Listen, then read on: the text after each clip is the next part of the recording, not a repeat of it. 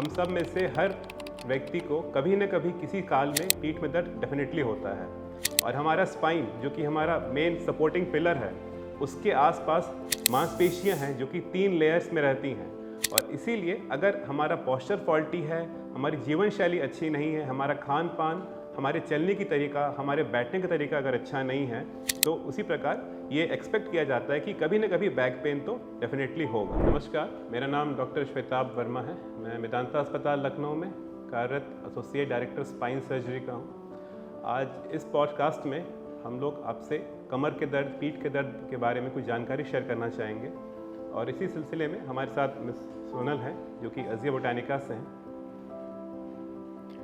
Thank you sir. मैं Sonal Singh Asia Botanica में रहती हूँ और कुछ क्वेश्चंस मेरे हैं जो कॉमन क्वेश्चंस हैं हमारे सोसाइटी में भी और बाहर भी, तो मैं आज वो सर से थोड़ा सा उसके बारे में जानकारी लूँगी। सो सर, ये आजकल इतना एग्जैक्टली पहले तो ये है क्या पेन? स्पाइन पेन है क्या? होता किस लिए है? ये कैसे होता है? ये बहुत अच्छा प्रश्न है क्योंकि मुझे लगता है कि हम सब में से हर व्यक्ति को कभी न कभी किसी काल में पीठ में दर्द डेफिनेटली होता है। हमारा शरीर एक गाड़ी के समान है। जिस प्रकार एक गाड़ी को आप रोज़ चलाते हैं, उसमें आप फ्यूल भरते हैं, पेट्रोल डालते हैं, उसमें हवा आप डालेंगे और हर दिन के बाद कुछ समय के बाद उसमें दोबारा से फ्यूल की आवश्यकता होती है, हवा की आवश्यकता होती है। तो उसी प्रकार हमारा शरीर भी एक चलती फिरती गाड़ी है।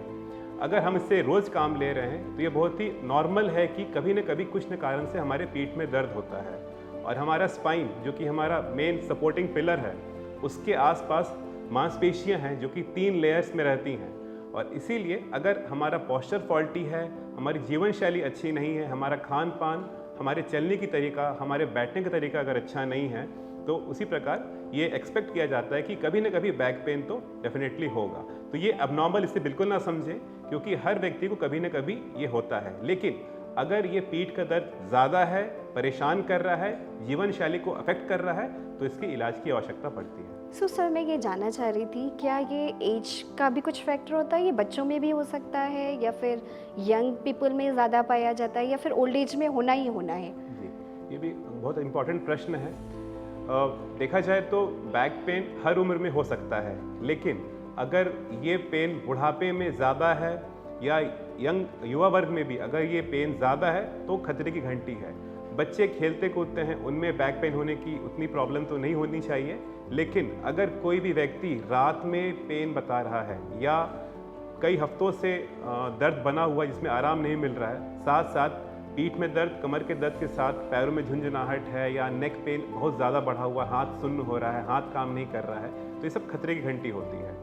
तो ये देखा जाए तो हर उम्र में कॉमन है, लेकिन जैसे जैसे हम वृद्धावस्था के आसपास पहुंचते हैं, जब हमारी जीवन शैली थोड़ी कमज़ोर होती है, हम अपने शरीर प्रति उतने केयरफुल नहीं होते, तो ये पेन हमें और ज़्यादा मिलता है। यद्यपि बच्चों में ये चांसेस कम हैं और जो यंग एडल्ट्स हैं उनमें भी चांसेस कम होते हैं, बट स्टिल बैक पेन को हम किसी उम्र किससे हम बांध नहीं सकते। सर, ये वर्क फ्रॉम होम जो चल रहा है और घर पे लोग रह रहे हैं, इनके साथ भी ये प्रॉब्लम्स आ रही है, क्या लाइफस्टाइल रखें इसके लिए? जी, तो वर्क फ्रॉम होम आजकल की एक नेसेसिटी बन गई है। हर व्यक्ति कई बार किसी कारण से ऑफिस नहीं जा सकता, तो वर्क फ्रॉम होम आजकल एक इम्पॉर्टेंट पार्ट बन गया है। हाँ, वर्क फ्रॉम होम अगर हम कर रहे हैं तो कई बार घंटों स्क्रीन टाइम हमारा बढ़ जाता है और जो कामकाजी व्यक्ति है उनको एक पोस्चर में बैठ करके काफ़ी देर तक लैपटॉप, डेस्कटॉप के साथ काम करना पड़ता है। तो इस समय कई बार हम अपने बैक को लेकर उतने सीरियस नहीं होते, अबनॉर्मल पोस्चर में होते हैं और हमारा स्क्रीन टाइम, हमारा सर झुका करके हमें कई बार मोबाइल और स्क्रीन पे काफ़ी समय हमें बिताना पड़ता है। तो डेफिनेटली वर्क फ्रॉम होम से ये problem neck pain, back pain का डेफिनेटली बढ़ा है, लेकिन इसको भी हमें ये समझना चाहिए कि ये हमारे एक गलत पोस्चर की वजह से ही हो रहा है। अगर हम अपना पोस्चर सही रखेंगे तो ये वर्क फ्रॉम होम की प्रॉब्लम भी हमें ज़्यादा परेशान नहीं करेगी। एंड व्हाट अबाउट कि जो हम सोते हैं, सोने का पोस्चर, मैट्रेस की प्रॉब्लम, ऐसा कुछ इशू है? हाँ, मैट्रेस कई बार हमसे पूछते हैं पेशेंट्स की क्या हमें अपना मैट्रेस चेंज कर लेना चाहिए। आजकल मार्केट में बड़े फैशनेबल टर्म्स में ऑर्थोपेडिक मैट्रेस हैं, तो कोई स्पाइन मैट्रेस है। देखिए, मैट्रेस को हम दोषी अकेले नहीं मान सकते। मैं हमेशा अपने पेशेंट्स को कहता हूँ और मैं बहुत स्ट्रिक्टली बिलीव करता हूँ कि जिस भी मैट्रेस पे हम शुरुआत से सोते रहे हैं उसको अचानक से वन फाइन डे बदल देने का कोई कारण नहीं होना चाहिए। मैट्रेस आपका ऐसा हो जो कि आपके बैक को सपोर्ट करे। इतना सॉफ्ट भी ना हो कि आप उसमें नीचे चले जाएं, इतना हार्ड भी ना हो कि वो आपको बिल्कुल ज़मीन पे लेटने का एहसास दिलाए। इट शुड बी फर्म, ना बहुत हार्ड ना बहुत सॉफ्ट। आपने देखा होगा अक्सर होटलों में इतना जो 5 स्टार होटल्स उसमें काफ़ी सॉफ्ट मैट्रेस होता है, और डेफिनेटली आपने देखा होगा सुबह सुबह काफ़ी बैक पेन होता है, तो उतना सॉफ्ट मैट्रेस नहीं चाहिए। तो जो भी आप मैट्रेस यूज़ कर रहे हैं, चाहे रुई का हो, चाहे कॉयर का हो, चाहे जिसकी भी आपको हैबिट है, आप उसी को यूज़ करें और इतना इंश्योर करें कि बहुत सॉफ्ट या बहुत हार्ड ना हो। अब रहा बात सोते टाइम का पोस्चर, ये इंपॉर्टेंट है कि जब आप सोएं तो हमारी बॉडी का जो नेचुरल पोजीशन है वो दोनों हाथ और दोनों पैर को फैला करके रेस्ट की ओर देखने का। कई बार लोग उल्टा पेट के बल सोते हैं या हाथों को ऊपर रख के सोते हैं, तो फिर सुबह उठने के बाद कई लोगों को हाथों में दर्द होता है। तो जहाँ तक हो सके अवॉइड करना चाहिए। ये कई बार सबकॉन्शियसली भी होता है, कई बार हमारा कंट्रोल नहीं होता कि हम सोते वक्त किस पोस्चर में हैं। लेकिन अगर हमारा बेड सही है, हमारे हाथों की पोजीशन सही है, हम कंप्लीट रेस्ट में सो रहे हैं, तो फिर अबनॉर्मल पोस्चरिंग से होने वाले जो पेन है उसको हम काफ़ी हद तक अवॉइड कर सकते हैं। सर मैं ये जानना चाह रही थी इसके सिम्टम्स क्या होते हैं, लोगों को कब डॉक्टर के पास ज़रूर जाना चाहिए। एक क्वेश्चन और है, लोग क्या कहते हैं जब भी पेन होता है वो खुद से पेन किलर ले लेते हैं और उसको दर्द को एक तरीके से दबाते जाते हैं, तो उसके बारे में कुछ बताइए हमें। बैक पेन इटसेल्फ में एक सिम्टम है, इसको आप प्रॉब्लम के तौर पर मत समझें। बैक पेन एक बॉडी का रिएक्शन है, मसल फटीग है, जो कि आपकी बॉडी एक एक्सर्शनल वर्क को उसका रिएक्शन है। बैक पेन सभी को होगा, लेकिन कब हमें बैक पेन को थोड़ा सा सीरियसली लेने की आवश्यकता है, जब आपका बैक पेन 4 से 6 हफ्ते के लिए लगातार बना हुआ है और ये बार बार आपके एक्टिविटीज़ को रोक रहा है, पहला। दूसरा, अगर बैक पेन के साथ साथ आपको फीवर भी आ रहा है, बुखार आ रहा है। तीसरा, अगर बैक पेन के साथ साथ आपको पैरों में झुंझुनाहट, सुनपन आ रही है। चौथा, बैक पेन के साथ साथ आपको वेट लॉस भी हो रहा है। पांचवा, अगर बैक पेन के साथ साथ कभी आपको पुरानी चोट लगी है या आपने स्टेरॉइड्स लिया है या आपको क्रॉनिक अल्कोहलिज्म है, स्मोकिंग है, या आपका कोई प्रोसीजर हुआ है, दांतों को निकाला गया है, या कोई आपकी कोई पुरानी सर्जरी हुई है, किडनी की प्रॉब्लम है, तो ऐसे कंडीशंस में बैक पेन को इग्नोर करना अच्छी बात नहीं है। 2-3 हफ्ते का बैक पेन हम ऑब्जर्व कर सकते हैं। जैसा आपने पूछा, कई लोग ओवर द काउंटर दवाइयाँ लेते हैं, तो कुछ समय के लिए पैरासिटामोल की दवाइयाँ या कोई मसल रिलैक्सेंट लेना ठीक है, आप ले सकते हैं, लेकिन बार बार उसको ले करके अपने लक्षणों को दबाना ये बुद्धिमानी की बात नहीं है। जैसे कि आपके घर में कभी आग लगी है, आप उसके ऊपर कपड़ा डालेंगे, दैट इज़ नॉट इंटेलिजेंस। उसको आपको देखना है कि आग कहाँ से निकल रही है, उसको कैसे बुझाया जाए। सो पेन किलर लेकर के दर्द को दबाना बुद्धिमानी नहीं है। कई बार पेशेंट आते हैं, बैक पेन बहुत है सर, दवाई दे दीजिए, मुझे और कुछ पता नहीं करना है। So this is not recommended. तो अगर हमें लगातार बैक पेन बना हुआ है और ये सिम्टम जो मैंने आपको बताएं अगर ये हैं, तो इसको प्रॉपर इन्वेस्टिगेट करना चाहिए, तभी उसका पूरा इलाज संभव है। कभी हॉट वाटर बॉटल ले लेते हैं, कभी आइस पैक ले लेते हैं, उससे सिकाई कर ली और हो गया उनका। तो ये भी है, आजकल जहाँ कहीं भी कुछ पेन होता है बैक में, तुरंत से हीटिंग पैड और आइस पैक ले लेते हैं। आप देखेंगे कई पेशेंट हमारे पास आते हैं जिनका पूरा बैक में स्कार मार्क बन गया, इतने बार उन्होंने सिकाई करी है। कई बार पेशेंट्स को डिस्क की प्रॉब्लम है, शाटिका का पेन है, सालों साल से सिकाई किए जा रहे हैं, लेकिन स्किन पीछे काली पड़ गई है, बट उनका इलाज नहीं हो पाया। सो अगर आपका कॉज क्लियर है बैक पेन का और केवल मस्कुलर स्पैज़म है, केवल मांसपेशियों टाइटनेस है, तो कुछ समय के लिए हीटिंग पैड का इस्तेमाल किया जा सकता है। लेकिन अगर कॉज एस्टैब्लिश नहीं है, कारण पता नहीं है बैक पेन का, और सिर्फ हम पेन को दबाने के लिए अगर हम हीटिंग पैड ले रहे हैं, तो ये सही कदम नहीं है। तो सर इसमें क्या करना चाहिए, क्या इनिशियल स्टेप क्या होना चाहिए हमारा? अगर जैसे कि अगर बैक पेन के साथ साथ एसोसिएटेड सिम्टम्स हैं जो भी मैंने बताए, अगर वो है तो आपको अपने नियर बाय ऑर्थोपेडिक सर्जन या स्पाइन सर्जन मिलना चाहिए। पॉसिबली आपको कुछ इमेजिंग स्टडीज़ की आवश्यकता पड़ेगी, जैसे कि एक्सरे, किन्हीं कंडीशंस में एमआरआई की आवश्यकता पड़ती है। जब आपका डायग्नोसिस क्लियर हो जाता है, जब cause of back pain clear हो जाता है, तब इलाज को एक दिशा मिलती है।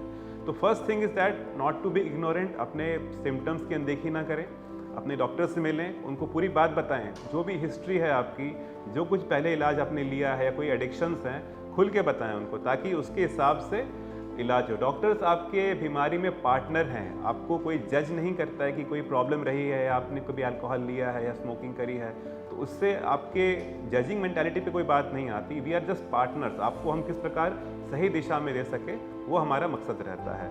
तो डेफिनेटली अपनी प्रॉब्लम को डिस्कस करें एंड अपने डायग्नोसिस को पहले आइडेंटिफाई करें बिफोर स्टार्टिंग एनी ट्रीटमेंट। अच्छा, इनिशियली क्या ये योगा एक्सरसाइज वगैरह हेल्पफुल होते हैं? जी, तो yoga exercise are very important. ये आपकी मसल्स की स्ट्रेचिंग, फ्लेक्सिबिलिटी और उनकी रिसाइलेंस पे काफ़ी इफेक्ट डालता है। अगर वही मैं कहूँगा कि अगर आपका बैक पेन शुरुआती है, उतना डिसेबलिंग नहीं है, वर्क रिलेटेड है, जैसे कि मान लीजिए कोई आईटी प्रोफेशनल है, दिन भर लैपटॉप पे काम करते हैं, शाम में घर जाते हैं और बैक पेन होता है, तो ये मस्कुलर पेन है। Most likely yoga, flexibility, stretching, उससे काफ़ी फर्क पड़ेगा। लेकिन अगर ये पेन रेगुलर आ रहा है, बढ़ता जा रहा है, तो फिर उसके बियॉन्ड हमें फिर उसको आइडेंटिफाई करना पड़ता है।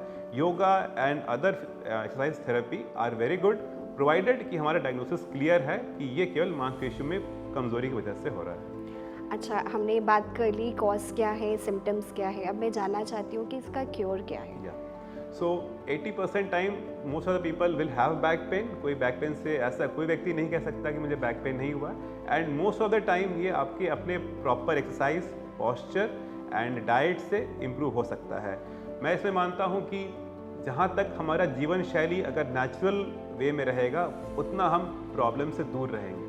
आप देखेंगे जैसे जैसे हम मॉडर्नाइज, सो कॉल्ड मॉडर्नाइज होते जा रहे हैं, हमारे पास लेटेस्ट गैजेट्स हैं, हमारे पास सुख सुविधा के सारे संसाधन मौजूद हैं, बट क्या हमारा बैक पेन कम हो रहा है? क्या हमारे लगी परेशानियां कम हो रही हैं? नहीं, क्योंकि हम लोगों ने आर्टिफिशियल वे ऑफ लाइफ को अपना जोन ऑफ कंफर्ट बना लिया है। तो जितना हो सके हम चाहे किसी स्थिति में रहें, अगर हम रेगुलर एक्सरसाइज कर रहे हैं, मैं हमेशा अपने पेशेंट कहता हूँ कि आपका शरीर गाड़ी है, उसको आपको रेगुलर ऑयलिंग की आवश्यकता पड़ेगी। रोज़ सुबह 15 से 20 मिनट वॉकिंग, साइकिलिंग, जो भी आपको ठीक लगे, स्विमिंग, योगा, कुछ भी ठीक लगे, कुछ समय अर्ली मॉर्निंग आप उसको टाइम दीजिए। जब आप ये देंगे तो आपकी बॉडी की कैपेसिटी बढ़ती है। साथ साथ खान पान का विशेष ध्यान। कई लोग इनडिस्क्रिमिनेटली कुछ भी खा सकते हैं, ऑयली खाना हो चाहे जंक फूड हो, नतीजा क्या होता है? वज़न बढ़ता है। वज़न बढ़ता है तो क्या होता है? सारा बॉडी का वेट आपके स्पाइन पर आता है, एंड ऐसे लोग हमेशा सुस्त होते हैं, नींद आती है, बैक पेन बना रहता है। Second is diet, and third is sitting posture. चाहे बच्चे हों जो स्कूल में जा रहे हैं, प्रॉपर उनको माँ बाप उनको मोटिवेट करें कि पढ़ाई केवल टेबल कुर्सी पे होनी चाहिए, बेड या सोफे बच्चों को पढ़ना मना होना चाहिए। और जो कामकाजी लोग हैं, अपना टेबल कुर्सी का प्रॉपर इस्तेमाल करें। सीट रिक्लाइनर बहुत ज़्यादा ना हो, ऐसा सीट हो कि आपका बैक स्ट्रेट हो, हिप और नी 90 डिग्रीज पर बेंड हो और आप प्रॉपर इरेक्ट पोस्चर पे देख रहे हैं। ओल्ड एज में पेशेंट जो वृद्ध लोग होते हैं, उनको भी रेगुलर एक्सरसाइज की आवश्यकता होती है। उनमें हड्डी कमजोरी की प्रॉब्लम ज़्यादा आती है, लाइक ऑस्टियोपोरोसिस, तो उनको खान पान का विशेष ध्यान रखना पड़ता है। तो जहाँ तक किसी भी एज ग्रुप की बात है, अगर हम ये 3 चीज़ पे फोकस करें, एक्सरसाइज, डाइट एंड पॉस्चर, तो मोस्ट लाइकली हम अपने बैक पेन को काफ़ी हद तक कंट्रोल में रख सकते हैं। सर, एक क्वेश्चन है, वुमेन में जो देखा जाता है, सी सेक्शन होता है उनका, उन्हें इंजेक्शन देते हैं स्पाइन में, if I am not wrong, so वो जो पेन है उसके लिए क्या कर सकते हैं?